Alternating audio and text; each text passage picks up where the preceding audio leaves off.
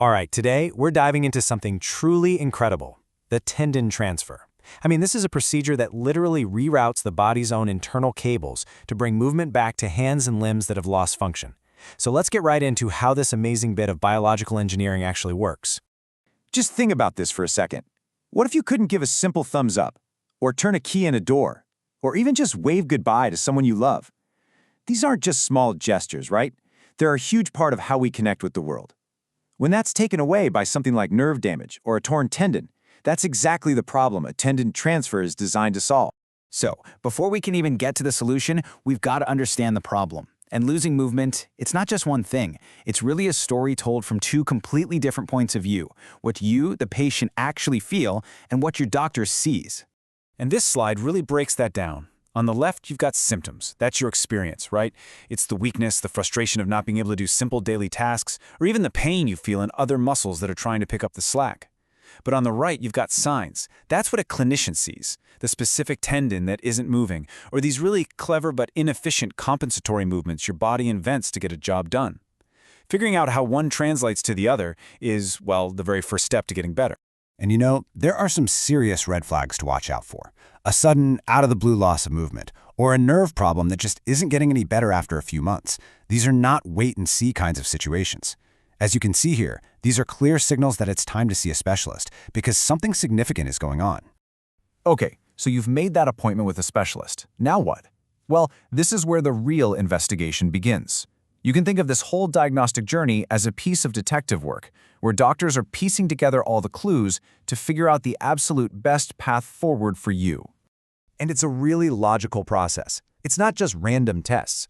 As you see here, it almost always starts with the most important tool they have, a thorough, hands-on physical exam. After that, they might use imaging, like an X-ray or MRI, to get a look inside, to check out the tendons and joints. And finally, if they suspect a nerve issue, they can do nerve studies to basically trace the wiring and find the exact source of the short circuit. Each step just builds on the last one. And this is super important to remember. Surgeons don't always just jump straight to the OR. A lot of the time, things like custom splints or physical therapy come first. The goal is to get the hand in the best possible shape before surgery, keeping those joints flexible and ready for a great outcome later on. All right, now for the main event. This is where things get really fascinating. Let's dig into the procedure itself, which honestly is like a brilliant piece of biological engineering, literally rerouting the body's own cables to get the power back on where it's been lost. So what in the world is a tendon transfer?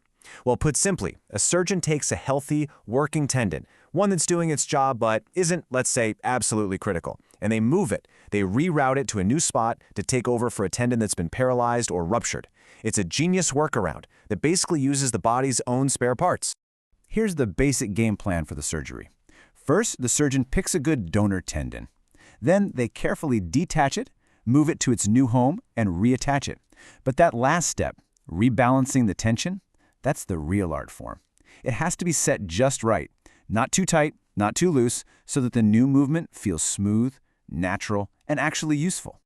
Now, of course, with any surgery, there are going to be some risks. It's just the reality. The most common things you might run into are scarred tissue, making it tough for the tendon to glide, or maybe some joint stiffness. More serious stuff, like infection or the transfer failing, that's pretty rare. But it's so important to have that open, transparent chat with your surgeon. You might think the surgery is the end of the story, but really, it's just the beginning. The road to recovery is where you step into the driver's seat. This part isn't passive at all. It's an active partnership. And honestly, your commitment here is the real key to an amazing outcome. And recovery is definitely a journey, not a sprint.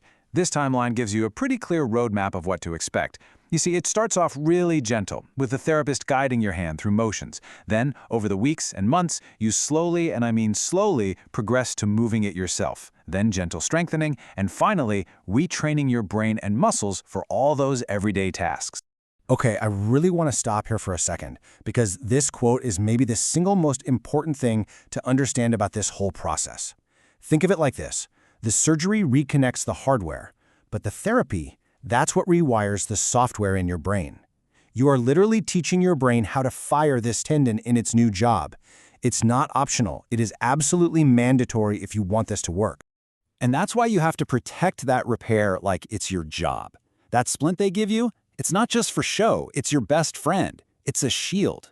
Moving too early or trying to lift something you shouldn't, you could literally undo all of that amazing, delicate work the surgeon did. So being patient in these first few weeks is huge. So, after all that work, after the surgery and the months of rehab, what's the payoff? Well, this is where it all comes together. This is where we see function come back, and life starts to return to a new and, in many ways, more powerful normal. And look, the goal here isn't about perfection. It's not about being able to win an arm wrestling match. It's about regaining meaningful, useful function.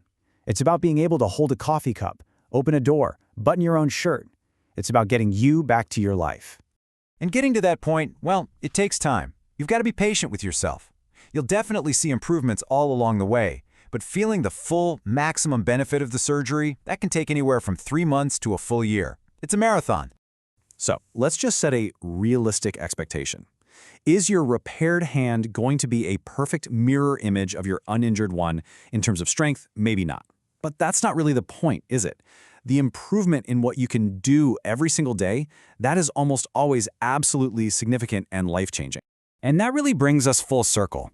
For someone who's lost something as basic as the ability to open their hand, this surgery isn't just a repair, it's a restoration of independence. It just completely reopens their world, and it leaves us with this really powerful question.